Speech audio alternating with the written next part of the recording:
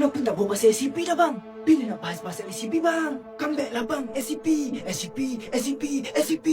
Hey guys! Okay, sekarang ni macam ni lah. SCP ni memang menakutkan. Tapi kan, masa saya selidik pasal SCP ni, tiba-tiba saya terjumpa ada satu files ni. Files ni sumpah seram. Nama files ni The Forbidden Files. Bila saya jumpa file tu, saya pun buka lah. Buka tengok-tengok. Tapi bila saya tengok, seram gila man. Sebab apa? Okey, sebenarnya banyak lagi makhluk-makhluk yang wujud di kalangan kita yang kita tak tahu sebenarnya. Sumpah kalau korang tahu benda ni, korang tak boleh tidur malam. Confirm.